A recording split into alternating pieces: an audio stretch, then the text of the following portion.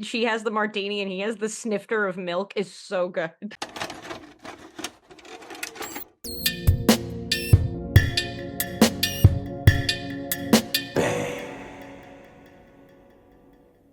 Hey there, Toonami faithful, and welcome back aboard Toonami Absolution, where we talk about the shows that made us us and the shows that made you you. Once again, we are your hosts. My name is Alex. I'm Sam. And I'm John, Batman the movie, or simply Batman.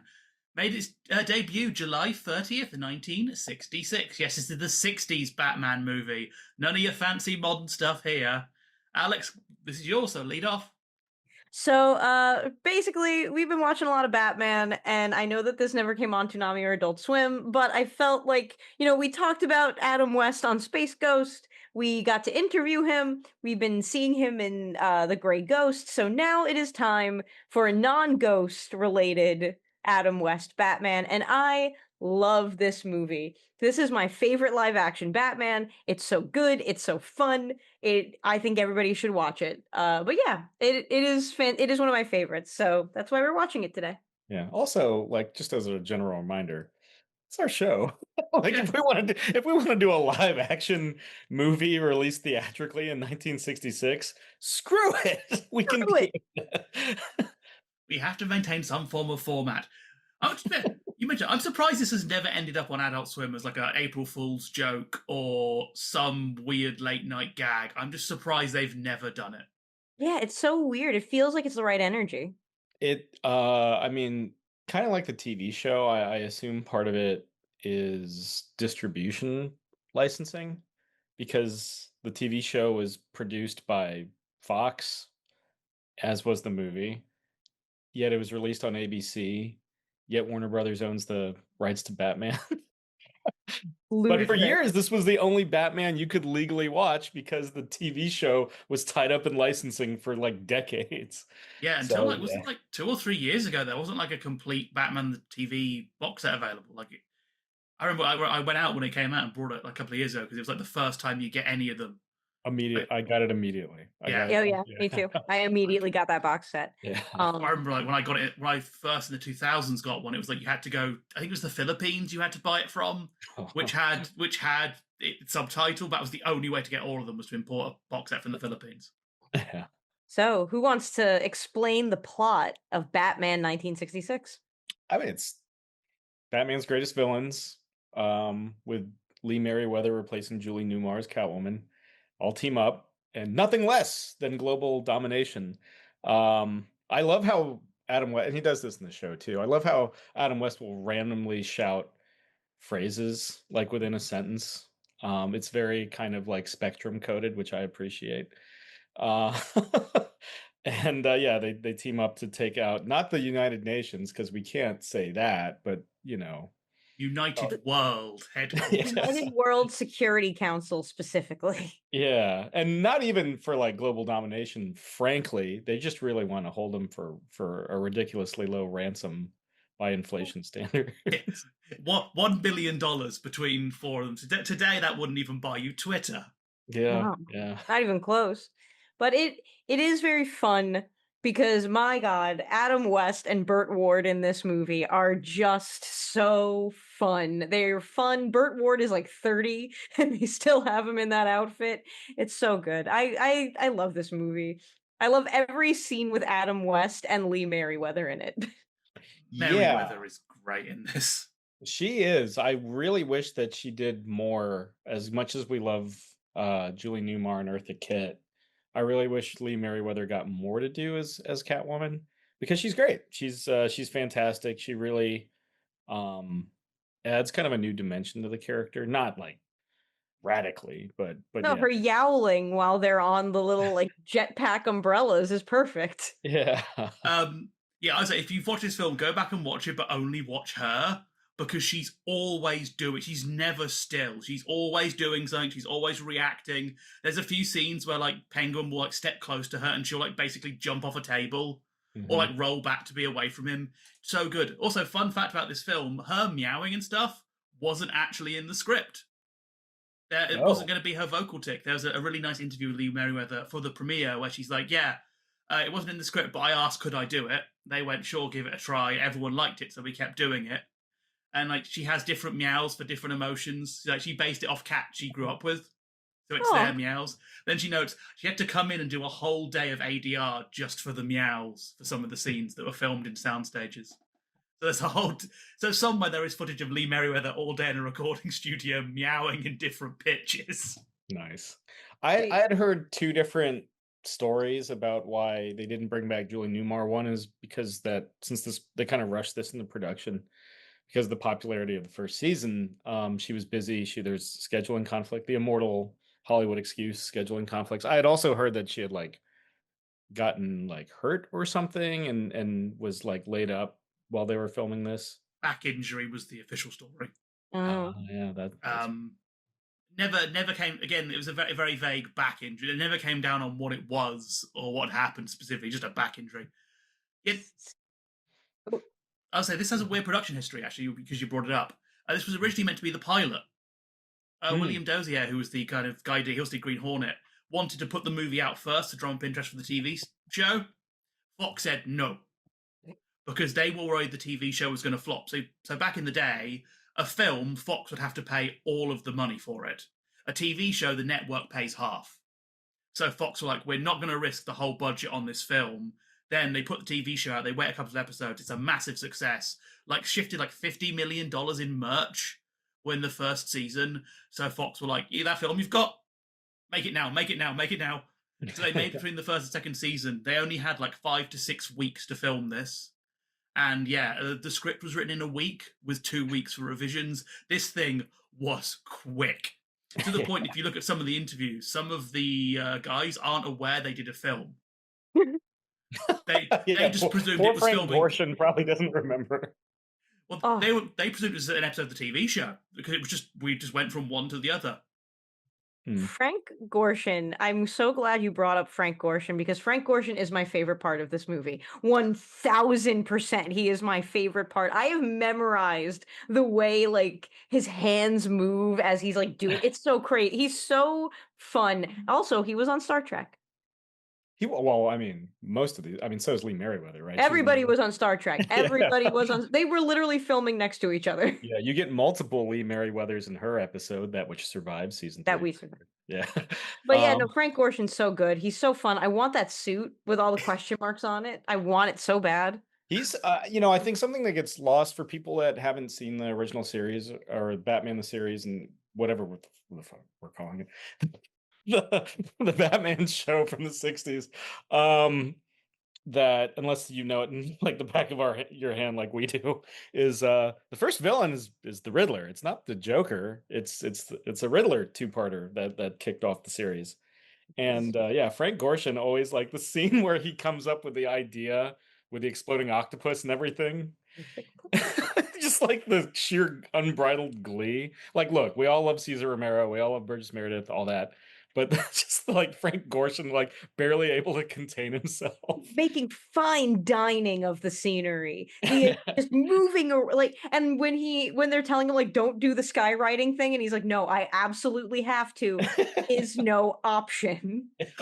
That is one of my favorite scenes. That doesn't get enough love. Is when they have the UN members and they're like, Riddler, go write the ransom note, and you can see across their faces immediately all of them like, make them clear, no riddles. And he looks so offended. And it's just such a lovely bit of interplay because if you just watch all of their faces, they had to have that moment of like, oh, we've picked the worst guy for this, but we're kind of committed now. Honestly, like the chemistry between all of the villains is just so good. Like Cesar Romero and Frank Gorshin, Lee Meriwether, Burgess Meredith, they're just playing off each other so perfectly. And this is my favorite Penguin line of all time in this movie. Every one of them has a mother. Yeah. This is for 1 week to write this script. My God, what a script it is. It's just a lovely dicking around feel with this film. Like it's kind of weird for a Batman film. We spend most of the time with the villains. It's like so much of this film is just those guys having their little arguments, but they're all so funny. You can't just not get pulled into it. It makes me wish there was more like team up episodes. We don't really get them. They're usually two-parters or one and dones when you get to season 3. But yeah, they do play off each other really well. I assume these guys, the writers, were just, Will Dozier and everybody were just in the pocket by the time they were working on this. They were already cranking out they had already cranked out like 24 two-parters or I guess 14 or whatever, and they were just like, you know what? We can do this. We can cobble it. If you look at it, there are clear breaks where a two-parter would have, or a part one would have ended, like Bruce Wayne getting kidnapped or whatever, or them getting stuck on a magnetic buoy. It's like, oh, this is where an episode would have ended if this was a part of the TV show. I presume that would have been the plan if they'd have had Doz's original idea to do the film first. The film would have then appeared on TV and been split. That's what they used to do with these old TV movies. They'd be split up into the main run order. Yeah, 100%. Yeah, Frank Gorshin though. I think I mentioned this off camera last week or something. My big gripe about the film is that the onomatopoeia, which were normally full screen text card display, first off, you don't get them until the climactic fight. You don't get them on every single hit, and they're just on screen. They're just like, bam, pow, swoosh. I like having the full title card because it covers up how a lot of these punches are clear stage punches. Oh, and two, just because it adds to the overall like vibrancy of the viewing experience. And if you're watching this in HD, you can clearly see the moments where it's not the villains, it's stunt guys. Because they look enough. My favorite is the guy doing Penguin. He looks nothing like Penguin. Watching this movie in HD is kind of like Where's Waldo of little production fuck ups. It's so fun to, because there's one point when they're like in one of the water tanks where you can look into the distance and you can see the folds in the curtain that is supposed to be the sky, like, which is great. Like you can see an intern in like the grass at one point when they have to pull the grass off the bat cycle. I also love that this Bruce Wayne has a full staff to take care of all of his vehicles. There's a full staff involved here. I love that because he has to go to the airport to get the Batcopter, which is kind of cute. I kind of wish they'd bring that back in that he is a member of everyone likes him. It's kind of cool. It's nice. You're not going to see this kind of Batman again ever post, like, after the end of the Silver Age. That was the death of this kind of Batman. Oh yeah, the idea that Batman's actually legally deputized by Gotham City to fight and only drinks milk. He doesn't drink alcohol. That scene where he's on the date with Catwoman and she has the martini and he has the snifter of milk is so good. Yeah. Also, very early on when Catwoman is Kitka after they do the first sort of capery bit, they're doing a press conference with Batman. She's like, "Oh, can you take off your mask?" And everyone's really offended by it in the room. It's such a lovely little moment. Can we go back to that submarine fight at the end? Because there's one of my favorite stories from this film is an interview I read about this stunt. So the director, Leslie H. Martinson, was like, "It was pretty well rehearsed. Julie Kearns was a great stunt coordinator. Some of them fell off into the lake in the course of the dueling. I called cut, and one of the stuntmen called out, 'Hey, where's AC? He wasn't around. They all dove in. They pulled him out. He apparently slipped and cracked his head open. It looked like he was gone. He was rushed to hospital.' Then Hubie Kearns, the stunt coordinator, comes in and says, 'The water is 2.5 feet deep. If you're going to go in 30 inches of water and there's a cement base, you go in flat. You're not going to dive in.' Now, AC Hudson, for some reason, and none of us know why, forgot the water was shallow. He dove in like it was a plunge head first. He hurt his neck, he went to hospital, but he was all right. Then Victor Paul comes in, who's another stunt guy. He had a few stitches on top of his head. Then his replacement, another kid, put on the outfit, did the same goddamn thing 5 minutes later."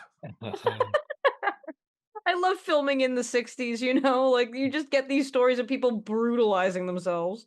Oh, there's another really funny one for Victor Paul as well, because like when they run through Gotham, that was a shot on the streets of LA. That is not, they didn't get a permit or anything. They just had them run. So he's like, there's a hidden camera in a panel truck. We were supposed to be Batman and Robin running through downtown Gotham City. We ran through the May Company department store, yelling and trying to attract attention. We ran in the middle of the street, yelling like a couple of idiots, trying to get people to say, "There's Batman and Robin." They looked at us like we belonged there. We didn't believe it. We couldn't get anyone to say anything. That sounds like LA. I was like, every time I've been to LA, I do think, if someone ran down the street in a Batman costume, I'd go, "You know what? Let's just pretend." Depends on the neighborhood. But I do like, we get a lot of Southern California in this. We get a lot of location shooting. This is also the nicest Gotham has ever looked. And will ever look. This is the nicest it has ever and will ever look. Everybody looks like they're happy to be there. It's just like every so often something kind of annoying happens, but Batman can solve it. Yeah, it's not Christopher Nolan's like Chicago. It's not Anton Furst's like weird Art Deco version of Batman from the Tim Burton movies. It's not whatever the hell was going on in with Joel Schumacher's like set designer. It is just straight up the San Fernando Valley. Yeah. And it's beautiful, and everybody's having a good time, and everybody's like enjoying themselves. Yeah. Gotham is so safe in this film that you and your bevy of beauties can stand in bikinis on a helipad. Yes. That is true. That's also our film's singular cameo, by the way. Oh yes, the athletic trainer. Yeah, he's a nutritionist. Oh, that's yeah. That's Waving at all I Batman. know about it. Waving at Batman.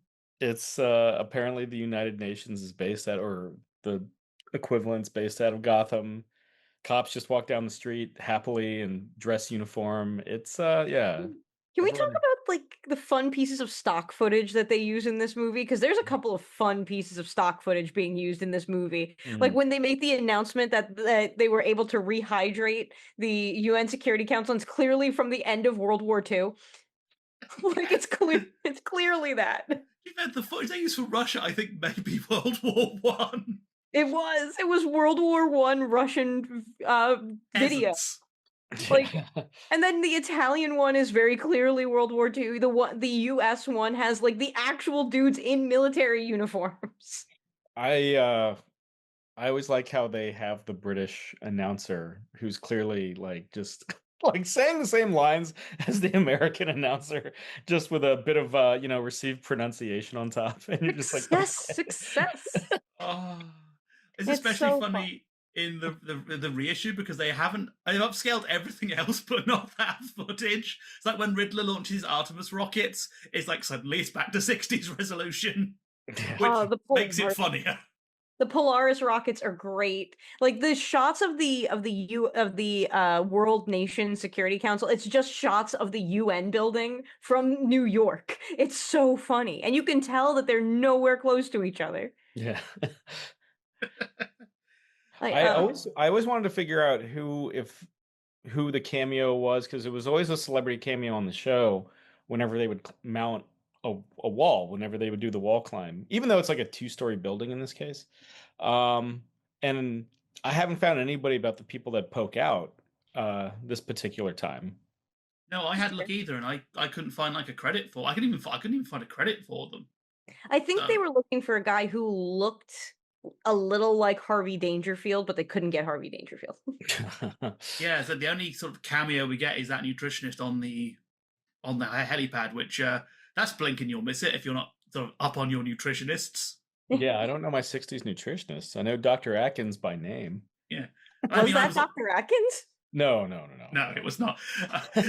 Literally, I read the first line of his Wikipedia page was a popular nutritionist and fitness guru, and I was like, I'm not going to read the rest of this Wikipedia page. I don't think it will be very interesting. Yeah. Think about the cult that guy probably started. He's certainly not Sammy Davis Jr., who we would get later in the TV show. That is true. Which is who I was expecting, because they were doing the whole drink thing. Because at the time, Batman was like, alcohol dolls, and I was so expecting it to be one of the Rat Pack to come out and be like, yeah, I can second that. That would be so funny. My dad would never stop watching this movie if it were true. That was one of my college roommates' favorite lines in this film. Just because they're alcoholics doesn't mean they're not human beings. But you have to deliver it the same way that Adam West delivers it, which just because they drink doesn't mean they're not human beings. Like there's something very Shatner about how Adam West is delivering some of these lines. Talking of lines, talking in the British, Colonel Schlitlap. I love his whole thing of like, we've kidnapped a Navy officer and he doesn't know. But he's the most British man to ever British. That actor is in a lot of American... That actor I love because he appears in so many American things playing this character. Basically, I think he worked out Americans like British characters. So I just go to America do not great acting, but in a British accent and make a fortune. Yo ho ho, sir. Yo ho ho. I mean, we get several distinguished English actors. I'm trying to remember who plays Alfred and Commissioner Gordon. But they seem classically trained. I love the scenes whenever Commissioner Gordon and Officer O'Malley are there, and they have those like fun choreographed pieces where they're pacing around each other in like the perfect synchronicity.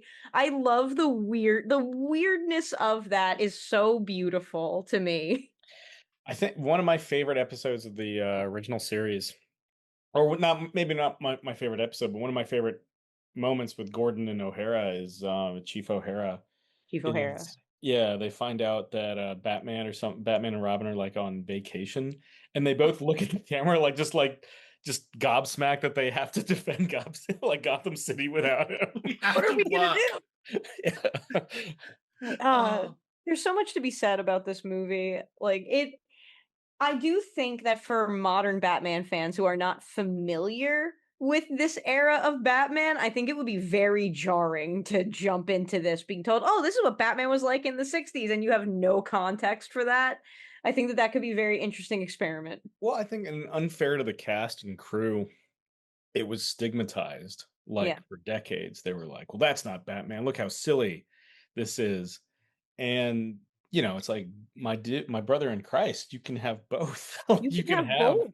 It doesn't have to. Batman comes in all shapes and sizes. That's what I love about The Brave and the Bold and everything. I remember, I think it was when The Dark Knight was coming out to capitalize on the $1 billion success of The Dark Knight. They did a reissue of this movie on DVD, and it was just like, oh, this is nothing like The Dark Knight. And I like my Batman. I like Goofy Batman. I love Goofy Batman. I think I've always loved Silver Age Batman because of how weird it has been allowed to get. And I feel like modern Batman can be a little reserved for my tastes in a lot of ways. Like we pull back on the weirdness a little too much, and Gotham's a weird place. Kind of the thing of modern Batman in general is that there's so much of it, yet there's also they do so little with it. Like, if you're doing 6 Batman comics a week, you may as well have one that's just Brave and the Bold. Like, just have one that's stupid and then be like, okay, here's the stupid. We have the resources to make 2, so here's the stupid one. I also think it's unfair. People forget that this was actually quite close to the comics at the time.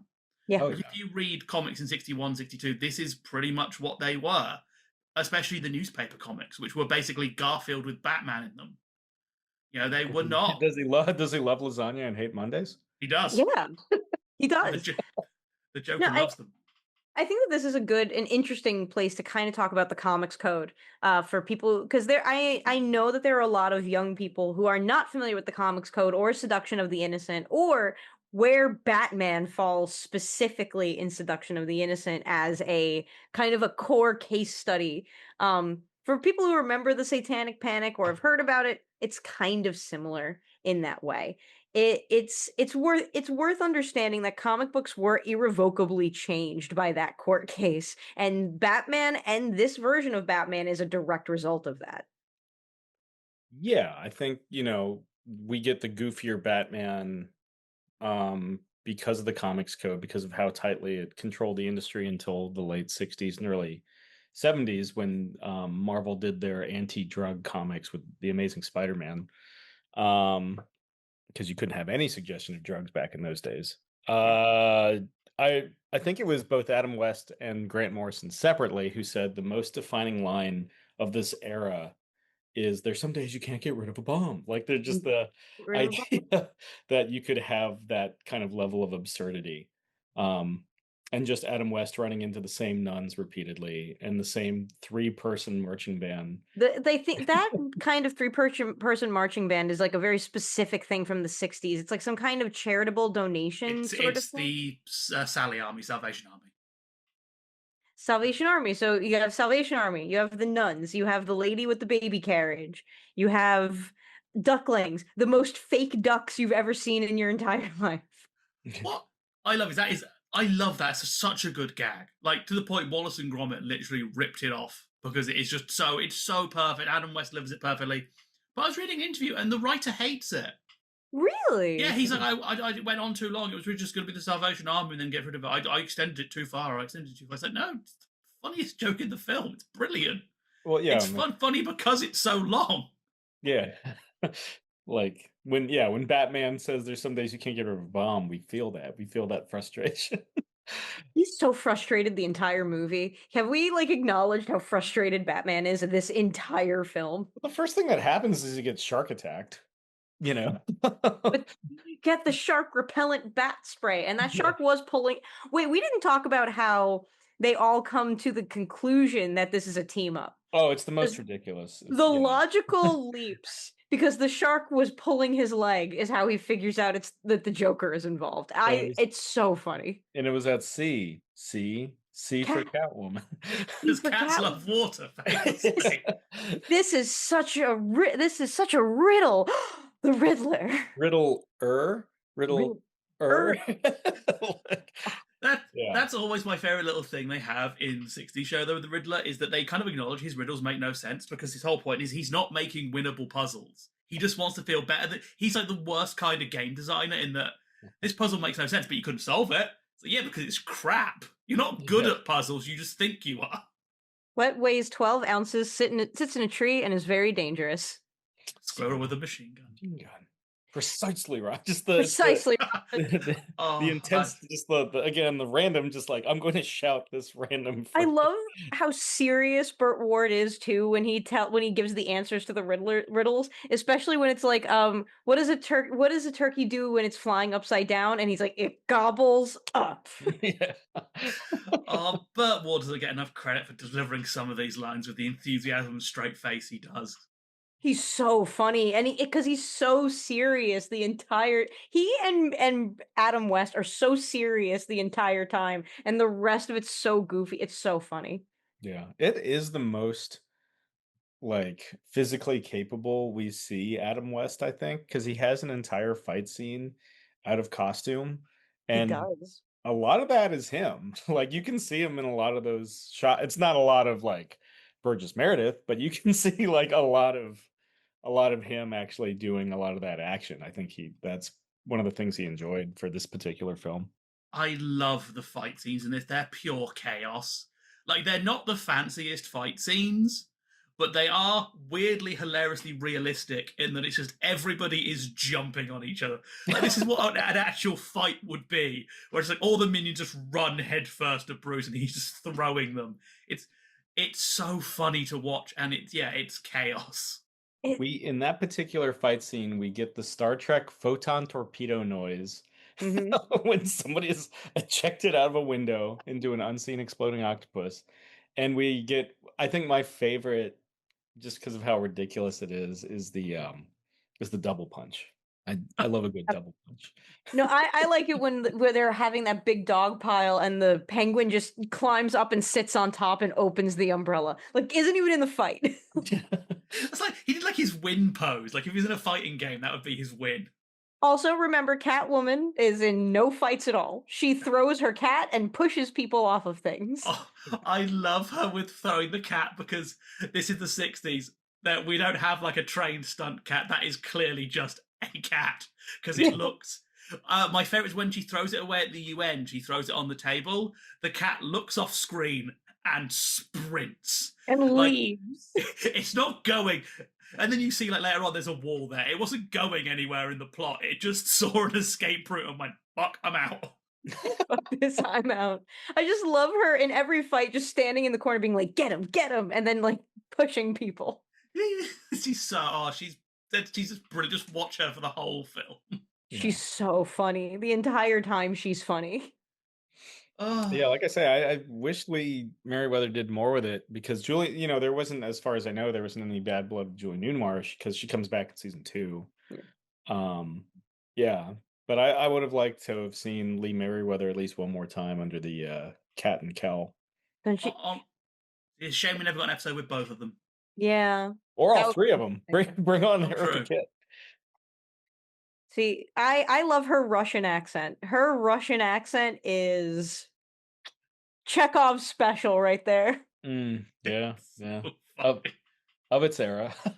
It was invented by a little lady from Leningrad. Like, It's I also so good. that scene is made for me by Adam West when the second he kind of falls in love with her, starts inserting comrade into sentences. It's like the most transparent hitting on you because he puts it in the weirdest places in sentences. But even better is when he discovers her identity and you have that moment with him looking up and the music from like the French jazz club playing Yeah, I while looked he right into the processes. camera. Well, he Oh. processes is like, well, I'm over it now. Later. Okay, do we have anything else before final thoughts? I have sort of three things to bring up. Mm. One of my favourite lines from this entire film, because it's funny now, is when Penguin reconstitutes pirates with heavy water. They can't say die, so Batman goes, Robin, so they'll be coming back. Not in this universe, Robin. Which is so funny now because it kind of implies that they've appeared like the ultimate universe. There's three pirates. Another funny thing like this with the modern thing is in the all the promotion they make a big deal of it being a big crossover of villains. And one of my favorite press interviews, they have them. Cesar Romero goes, "You'll never see this again. Really, we would, they would never really do these kind of villain crossovers." I'm like, "Oh, Caesar, how little you know. Now that's every week. Now that's all we have." And I just want to share one of my favorite things when they were filming on the pier shots for the bomb scene. Pure chaos, apparently, because a radio DJ announced it, and 30,000 people turned up to watch it because it was Easter vacation. Ooh. So the producers were actually worried about safety. So Hubie Kearns, the stuntman, said it was Easter vacation and the kids flocked to the pier. The production crew got so scared for Adam and Bert, they put Victor, Paul and me in a taxi cab at the pier and had us take off with the uniforms on. There goes Batman and Robin, shouted the crowd, and they just piled onto the taxi. We finally got off the pier and down the highway, and I looked back. It was like the Pied Piper. The kids thought Batman and Robin were gone and went home. Then we went back and continued shooting the picture. And I love that because it's really funny. And again, we don't close off sets. We're just doing it on a pier where everyone can see. But two, for anyone who says Batman 66 wasn't popular, no, it was a smash hit. It was beloved. It wasn't until it ended people turned on it because, they couldn't film in public half the time because just everyone would be mobbing Adam West. How successful was the movie? Apparently, it was a flop. Okay. It made back its budget. It was a 6-day special, so it was quite cheap. So they made like $3 million, they think, which is pretty good for the time. But it was panned at the time. Everyone kind of hated it. Those people are wrong. They're wrong. I think it's also because at this point, it's TV movie. A lot of the credits are just like, this is just an episode of the TV show on the big screen. I'm not paying my cinema money to do a TV show. And a lot of the reviews are definitely like, there's definitely a prejudice being it's a children's movie. So all the critics were like, oh, this is silly and for children. Today, 80% critics, 62% audience on Rotten Tomatoes. So yeah, they were wrong. This is great. They're just wrong. But let's get some final thoughts because I could talk about this movie for weeks. I mean, I've seen this more of the times than I can count because, again, it was all I had, like on home video from this era until they released the full series set. Yeah, no, it's great. If you're looking for something that encapsulates this era of Batman, you don't want to necessarily show somebody an episode. I guess you could just easily do that because those are all standalone anyway. Yeah, this is just a good hour and a half to just kind of blow off. It's great. Yeah, this is a fun movie. You should see it. Even if you don't care about Batman, this is a really solid film comedy. You don't need to know much Batman lore for it, really. It explains all you need to know. It's just full of just really good, funny lines. Yeah, it's silly, but it was clearly written to be silly. It's just Cesar Romero and all the villains, they just have such good chemistry. Just hearing them bounce off each other. Like, there's 101 just really funny one-liners.